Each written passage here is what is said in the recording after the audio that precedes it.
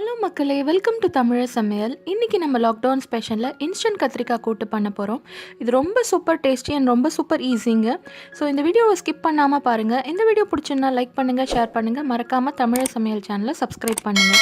இதோட இன்க்ரீடியன்ஸ் எல்லாம் நான் எழுதியிருக்கேன், நீங்கள் பார்த்து தெரிஞ்சுக்கலாம். வானிலையில் 2 டேபிள் ஸ்பூன் எண்ணெய் ஊற்றி கடுகு பொரிஞ்சக்கப்புறம் ஜீரகம், மிளகு, சிகப்பு மிளகாய் சேர்த்துக்கோங்க. சேர்த்து நல்லா வறுத்துக்கோங்க.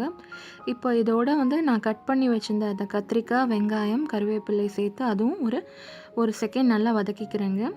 இப்போ இதோட ஆப்ஷனல், உங்களுக்கு தேங்காய் துருவல் போட்டால் நீங்கள் போடலாம், எல்லாம் ஸ்கிப் பண்ணிடலாம்.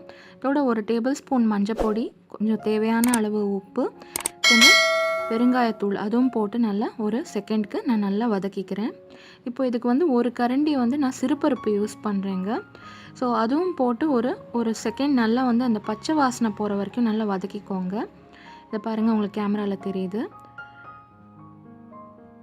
இப்போது இதுக்கு தண்ணி நான் ஒரு 2 டம்ளர் தண்ணி யூஸ் பண்ணுறேன். நீங்கள் அட்ஜஸ்ட் பண்ணிக்கலாம், உங்களுக்கு எவ்வளோ தண்ணி தேவையோ அதுக்கு தேவையான அளவுக்கு நீங்கள் ஊற்றி அட்ஜஸ்ட் பண்ணிக்கலாம்.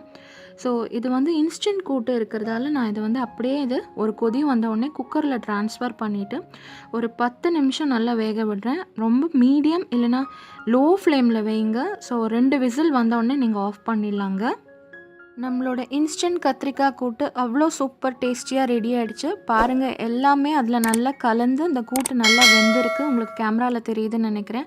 இது ரைஸோட அவ்வளோ சூப்பர் டேஸ்டியாக இருக்கும். நீங்கள் நெய் போட்டு சாப்பிட்லாம், அப்படி இல்லைனா சப்பாத்தி, பூரி, தோசைக்கு இதுக்கு சூப்பர் சைட் டிஷ்ஷாக இருக்கும். கண்டிப்பாக நீங்கள் ட்ரை பண்ணிவிட்டு உங்களோட ஃபீட்பேக்கை நம்மளோட கமெண்ட் செக்ஷனில் சொல்லுங்கள். இந்த வீடியோ பிடிச்சுன்னா லைக் பண்ணுங்கள், ஷேர் பண்ணுங்கள், மறக்காமல் தமிழ் சமையலை சப்ஸ்கிரைப் பண்ணுங்கள். தேங்க்யூ.